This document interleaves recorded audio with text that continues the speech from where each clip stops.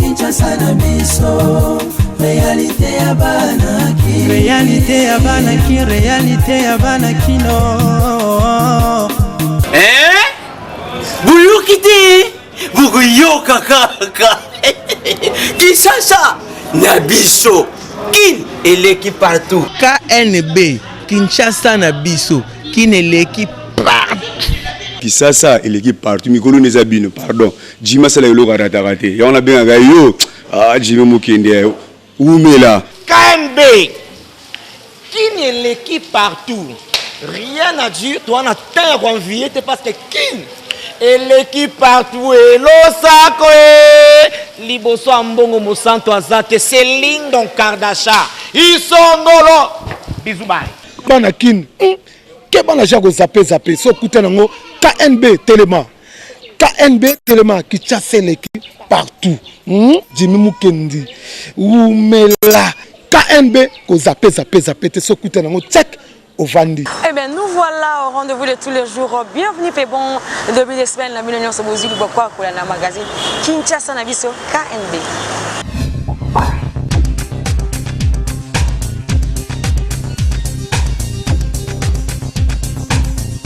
Dans l'actualité, nous avons rappelé que l'élection est membre du bureau définitif et à Sénat et Salama qui bon samedi 27 juillet 2019 dans le palais du peuple. Alexis Tamoué Mambandé, qui président et Assemblée nationale P a remplacé Léon Kengo Wadondo.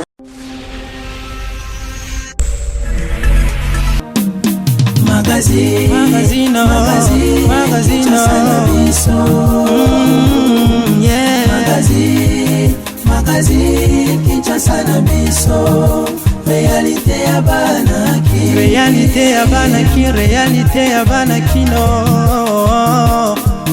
magazine Kinshasa na biso eleki partout magazine Kinshasa na biso ya mabakino bafuna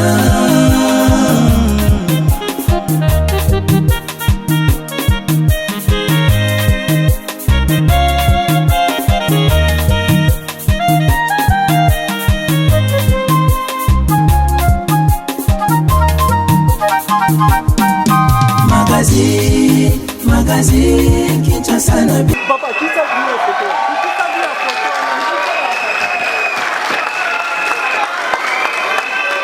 Alexis Tambwe Mwamba, je le félicite avec son équipe. Ceux qui n'ont pas gagné les élections, courage, ce n'est pas la fin du monde. Nous devons tous regarder dans la même direction pour développer nos provinces. Nous sommes des sénateurs, des parlementaires dans la chambre haute qui est le Sénat, la chambre des sages. Donc nous devons aider le président, même notre nouveau président que nous avons élu, nous devons l'aider à développer nos provinces et à développer notre nation, donc la République démocratique du Congo, et aider aussi le président de la République, Félix Antoine Tshisekedi Tshilombo, dans sa lourde tâche qu'il a pour combattre les antivaleurs qui sont la corruption, la concussion, le détournement des deniers publics, pour qu'on puisse bien développer notre pays qui est la République démocratique du Congo. Ce sont nos partenaires, il n'y a pas de problème, donc ça s'est bien passé. Il était dans la compétition et Sami Badibanga a gagné, ce n'est pas la fin du monde, nous continuons. Et il y aura des commissions qui vont se former, il y aura des groupes, donc voilà. Il y a encore beaucoup de choses. On n'a pas dit seulement qu'il fallait gagner dans les élections de bureau définitif. Il y a toujours moyen d'aider notre pays dans des commissions ou dans des groupes politiques. Chez nous, c'est des groupes politiques. Quelqu'un la même actualité, la population a réagi par rapport à la composition. Il y a des membres du bureau définitif pour l'élection il y a samedi dernier. La micro, il y a des membres.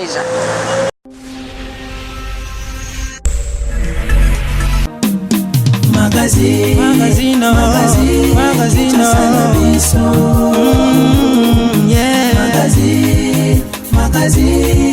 Kinshasa na biso réalité ya bana ki réalité ya bana ki réalité ya bana kino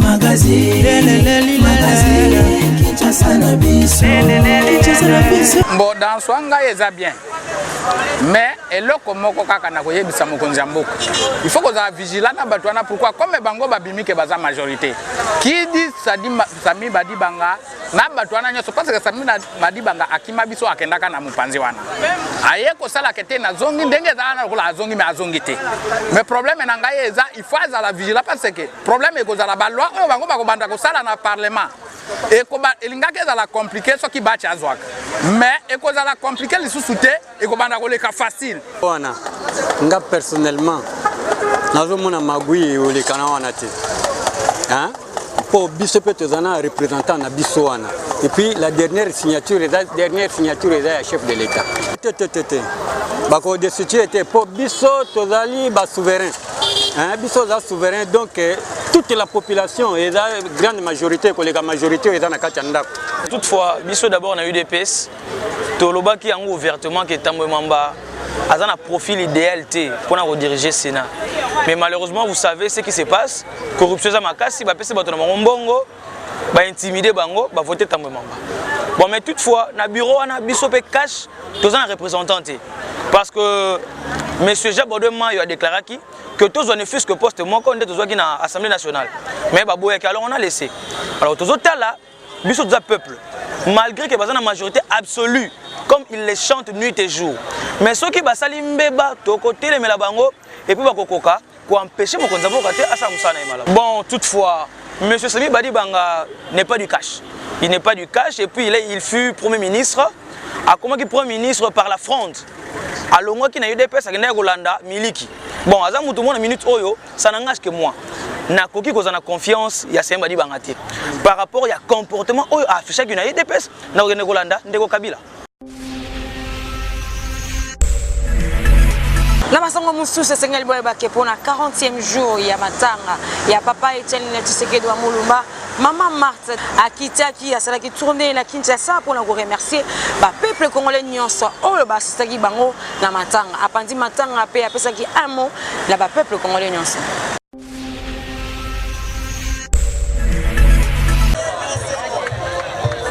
Augustin Kabuya, secrétaire général AI IDPS Tshisekedi, batambola kina délégation munene elongo na mama Marthe oyo azalaki na message ya kopesa na bakinois atambola kina 4 districts abandaki na Tchangu apesi bango message alobi merci beaucoup ndenge bo assister ngai na matanga ya tata pendant 2 ans et 4 mois merci beaucoup pour l'assistance na bino oyo azalaki koko na bino bo assistaki biso na matanga en tout cas merci beaucoup ngai mama na bino na eko remercier bino na lolenge oyo bo assister ngai et sukaki kaka na Tchangu te ayaki na funa place oyo ezalaki nde nungu ezalaki na ambiance ya makasi accueil chaleureux bayambaki mama na esengo.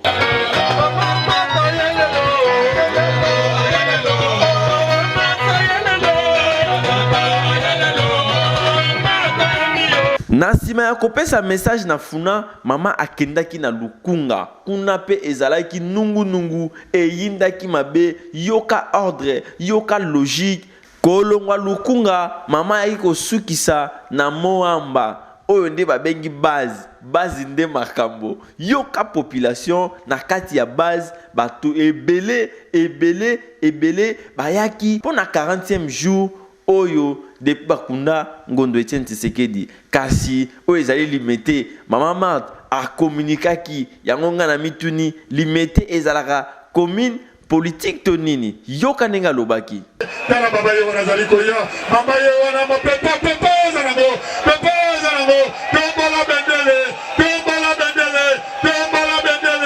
na yego pesa kina na msini ya mama papa dilenge ona nini po kwa kompanyia na nani ya matanga huyo na sale ndio ya 2 ans et 4 mois ya papa na bino ndeko na bino koko na bino. Voilà to bondie nalobi na bobi kotikala indifférente te mpona pesa bana nyonso ya bongo baoyo basanganaka na biso famille mobimba ya Tshisekedi wangolumba nakende kopesa bango mbote mingi na bongo ya nzambe posika baleleki papa na bango loko na bango ndeko na bango papa na bango lokola tukulotire matanga na ye apres 40 jours ndenge ezalaka yango wana nakomi awa mpona kopesa bino merci wana kasi ye akei akufaki biso nyonso tozalaki na mitema esalaki makasi makasi tobandaki kotuna nzambi na biso eloko nini yo osali biso boye papa oyo asali mosala monene boye na kati ya Kongo lifuti oye kopesa ye yango oyo tobandi koyimayima nzambe alobi te soki nakamati à gauche aye kopesa biso à droite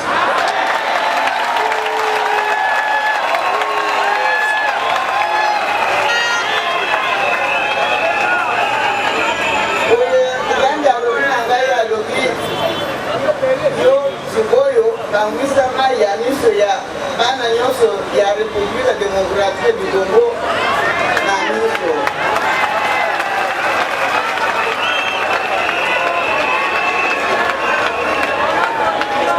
nzambe apesi biso faci Félix Antoine Tshisekedi Tshilombo oyo azali lelo kogamba mboka ya République démocratique du Congo abosana biso te nzambe aye kosala alobi te namoni kolela na bino nakotika bino te Tshisekedi akei me atikali na mitema na bino me napesi bino Tshisekedi mosusu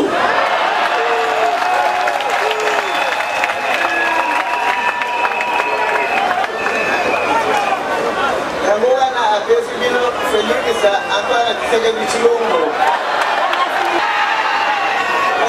ifo okamba ye na lusambo makasi po nzambe apesa ye mayele sagesse nani apesa ye mpe na discernement akoka kokamba mboka pwisa mboka yango batikilaki biso mboka ya kozinda pete ekoti na libulu mo wana nalobi bamama batata kopesa temps na ndeko na bino mwana wa bino kopesa ye temps po asalela bino mosala ya kitoko koyimayima te omoni ndenge babebisaki mboka yango na bisika nyonso mwana aza kobunda kaka ke bantu bafwanda kimia balia na ndana na bango bamela mpe na swase na bango okanisa azali ignorant te akoyeba bapasi na bino nyonso motu moi ye mpe aza kobondela komoni azali président ya mabondeli abosani pepla na ye te biso nanga tozala elongo akulotire matanga ya papa na biso ndeko wa biso na gogo na biso mwa quelque chose moke oyo tomomilaki bino soki ezali mai soki eza sucre soki ezali nini bakopesa bino matanga oyo ezalaki ya parti ya IDPS ezalaki na république mobimba ti na extérieur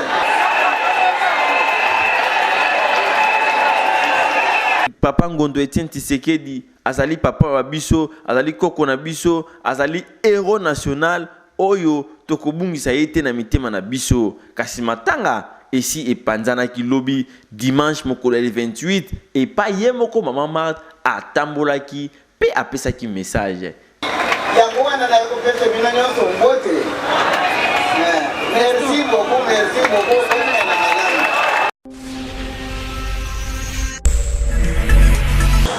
kaka pour la 40e jour ya matanga ya papa Etienne Tshisekedi wa Mulumba na présence ya maman Marthe ba combattant na micro ya KNB ba pesa ki ba impression na bango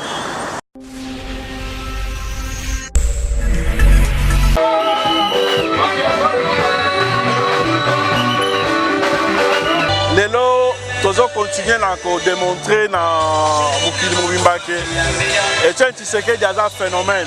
Etienne Tshisekedi azali oyo azalaki kati na biso mais azalaki ya biso te. Imagine un peu, c'est après 2 ans et demi que bazo commémorer 40e jour ya mutu moko boye. Donc na histoire ya mokili on retrouve en nulle part.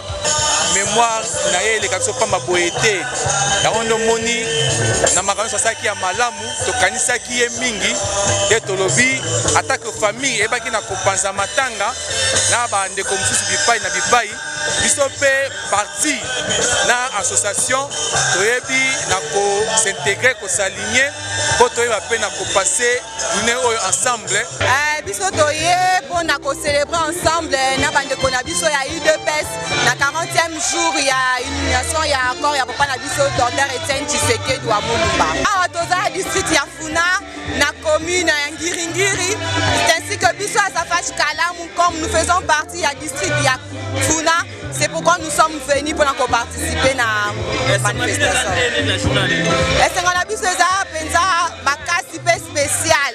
Tosepeli makasi yango tobi ke tozala wa pona ko célébrer yango ensemble na bande ko na biso ya UDPS. Ba commune ya Lingwala toza awa pona ko commémorer 40e jour ya ba obsèque ya B52 Mukongo bato malanda le grand cordon l'héros national oyo na nzela na ye ya lutte na ye de lo UDPS ezana pouvoir pona changement pona komema pays ezonga siko na valeur intrinsèque oyo RDC azanango lito besengana tikela kibiso na 4 district tokaboli chango muamba Funa na nani Lukunga tochena terrain pembeni ya RTNC Funa tochena kata terrain moko ezali kuna kota nani awa tochawa na limete na nani na 7e mairie kuna tochena Saint-Thérèse toche bongo po batu nyonso basepela bache robinet masangeza ya robinet ji eza ya robinet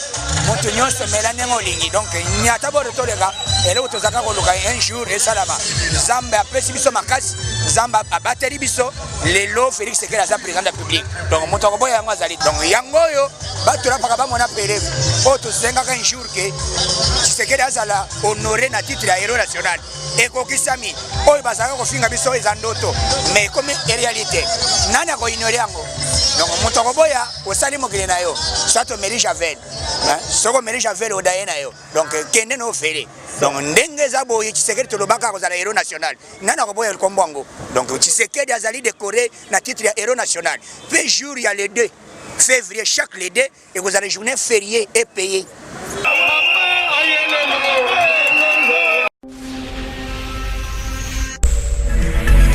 Fils Moukoko cadre ya UDPS humble qu'il est asengi ba maman ya UDPS pardon pour na ba désagrément nyonso yute ko leka na kombo na ye.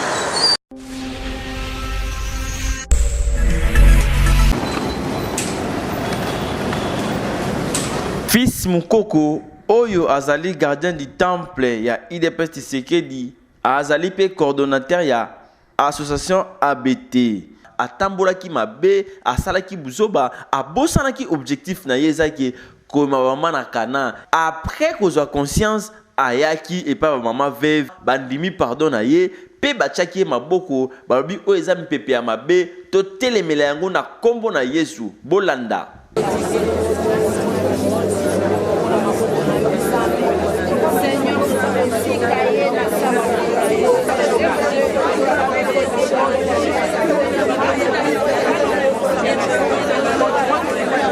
Na nsima ya kobengana milieu mabe wana Fils Moukoko akomunikaki pe alobaki boye na micro héritier Lukuji parce que naza objet ya ba menace ya danger naza objet nango parce que oloko nga nazo loba ezali oka balobi ke tozonga na le peuple d'abord lokola nga na yebi nanga kisite po kisi na nzoto nange kosimba te na ye ba mama bango moko sana senga balobi no bachanga na maboko ya Nzambe nga pe na lobi ka amen pe bato bakoya bakutanga na Nzambe alola na Nzambe basakula yango na ba mama babi yonde mulobeli na biso tokoki kotika yo te yango tozotia yo na maboko ya Nzambe mututu akotelemela yo Nzambe akozala likolo na ye.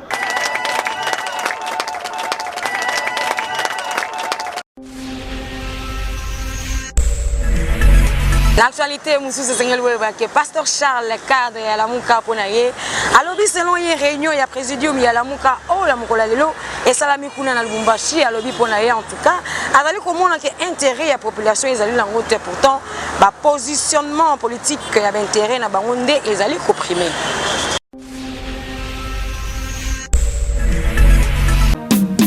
Magazine,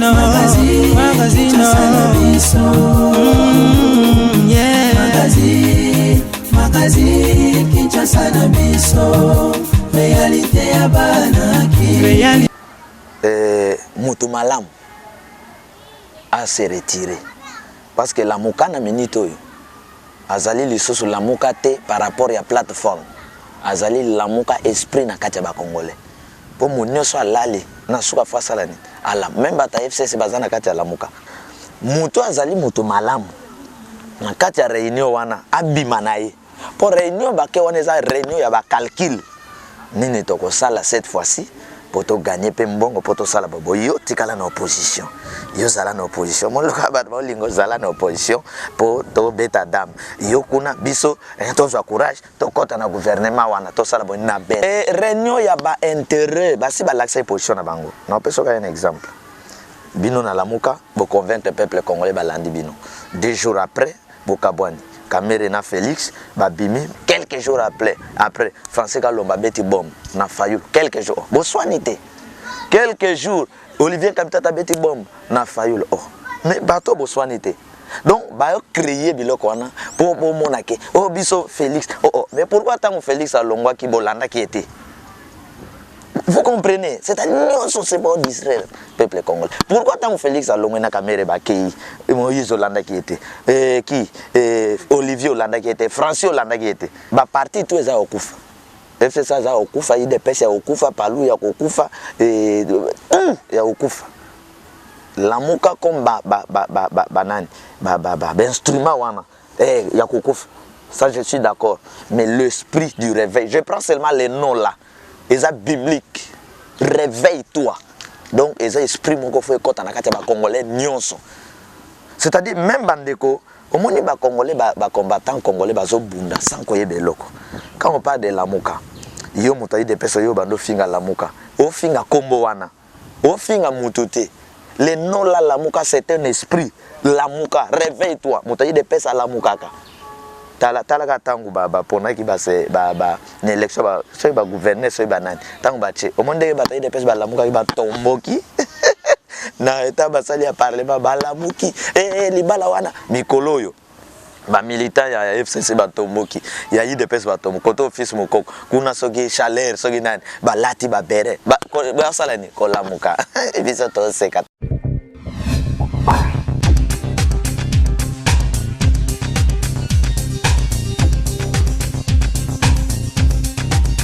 Papa, maman, et c'est pour la rentrée scolaire, oh, il y a article scolaire, il y a solo, mais oh, il y a Marcas, il y a Motu, il y a Isali Kaka, oh, il y a Betesco, à la disposition pour la banane.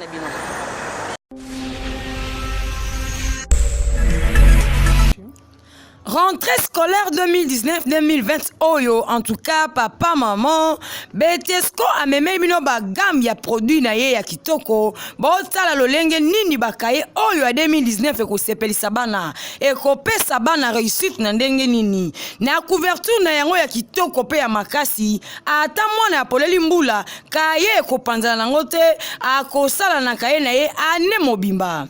Pe bakaye yango ezali ya bagram nyonso ezali na ndakisa lokola 100 feuilles 48 feuilles 18 feuilles na boende na sima ya couverture ya bakaye nyonso ya Betesco ezali na ba dessin oyo a dessiner bagam nyonso ya produit Betesco pe miliki Apollo longwa wana yaka lisusu na Juliette Nelson pe bino moko botala lolenge nini Pichard Diamond oyo ezali na misunye belé na kati ndenge nini ba dessiner yango kitoko na elengi na couverture ya bakaye oyo ya Betesco. Kasi Betesco azali kosunga bana pe ba parents pe ba utilisateur nyonso tala lisusu bik na kombo ya Big Simba oyo ata okwesi yango mbala ibele e kokomola yango kaka pe encre na yango ezali makasi pe umelaka. Bakaye oyo tozana bakaye à 100 feuilles babenga bakaye de brouillon tozana bakaye à 48 feuilles quadrillé na lignée tozali pe na bakaye à 24 feuilles quadrillé na lignée et surtout bakaye à 12 feuilles quadrillé lignée nyonso ezali na magasin Betesco boya mbango somba poste que za limité ou boyebi ka bakaye Betesco ou me kata molai te yo pas responsable ya kana yo somba bakaye no Betesco na magasin central oye na zanda munene uluki Olela, bah sur place à Olela, en face à la place à Olela, au moins magasin Betesco ezali wana, ezali côté kabakaye, n'a prix de gros, bah bien n'a prix de gros ezali prix à moins cher. Oye que permettre yo son ba carton bela bakaye, oh nous côté que ça ba douzaine na cité. Occasion yango yo commerçant, yo ta boutique, yo ta alimentation, ya kamba ngo son bakaye, arrivage c'est yaki, ya mbalo za ba arrivage qui togo leka bambula ebele et puis qualité bakaye oyo zaka na Betesco. Betesco a sali une surprise mbula oyo.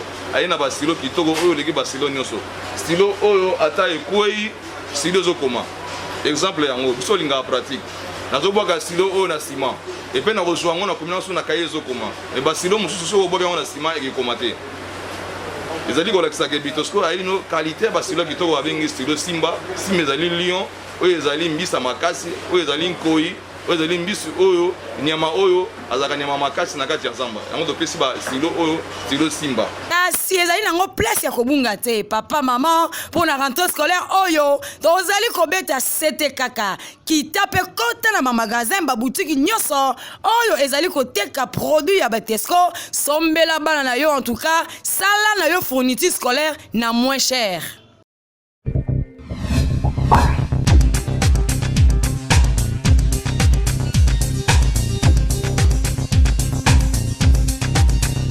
Saluer Sengeli Webaki Michel Bondo oyo azali expert na sport a saluer élévation ya Constant Omari comme président ya CAF a Sengeli bato nyonso bali ko sala marche on na ko déstabiliser Constant Omari parce que na bango pour peur de temps na bango.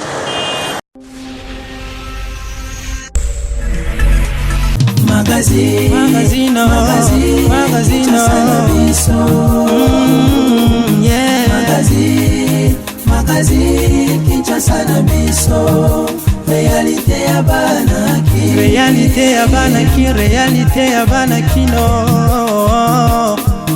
magazine bato ça marche mercredi bon eza démocratie hein mutomto na choix na ye mais moi je pense que il faut que cibler avant ça les camps. Na mon ami quand dimanche ba bimi ko ça marche de santé à tambo 3 km mais moi ameli 5 aller le kolomo ngulu à côté toi bimisi à côté mingoleka. Cela veut dire quoi? Ba donc ça la marche pour déstabiliser Constant Omari pour alongwa. Moi je pense que le football est régi par les lois et ces lois là ils peuvent pas déboulonner Constant Omari parce que ba banango depuis que des simbagaté. Au contraire moi, je leur demanderai parce que la marche pour soutenir Constant Omari.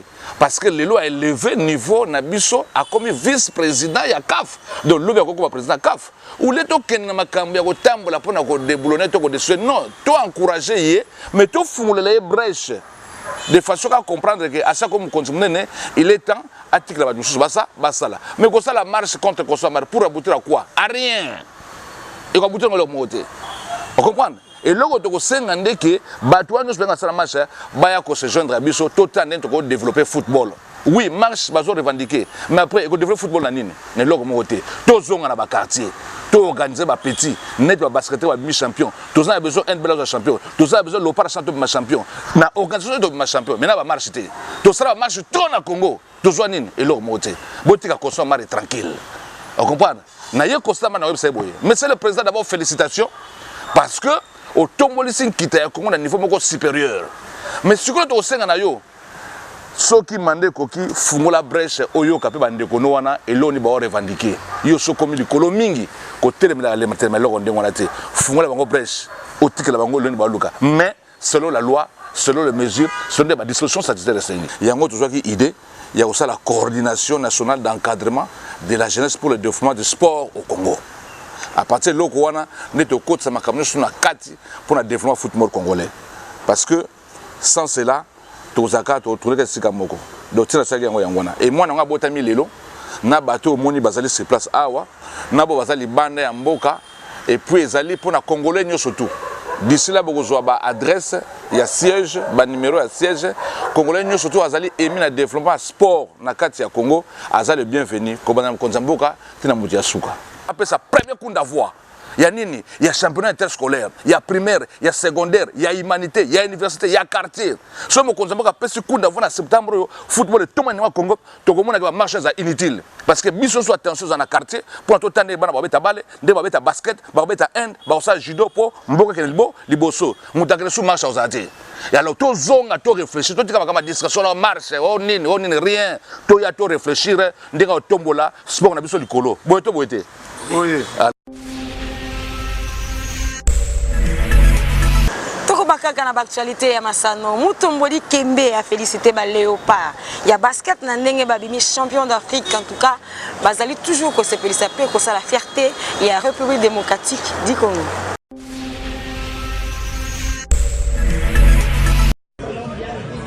C'est moi Dikembe Mutombo, ambassadeur mondial de l'NBA.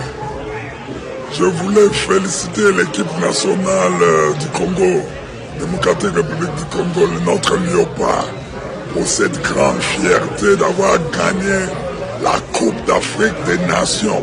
Il y a longtemps qu'on a eu la chance de gagner. Mais aujourd'hui, comme nous parlons, mes frères, ils ont pu se battre sur ce terrain et ramener la Coupe d'Afrique des Nations à Kinshasa, pour ne pas dire dans notre pays natal, la Démocratique République du Congo. Je vous félicite tous et on se verra à Kinshasa bientôt. Merci vous avez kebele pour nous ça attention dans magazine Oyo et Mesana kolobela bino ba réalité il y a via Kinshasa KNB Kassi et commune Souka Botikala toujours côté branché puis bon s'abonner massivement à compte YouTube Kinshasa na biso mais vraiment Kinshasa Oyo boye baké et l'équipe partout magazine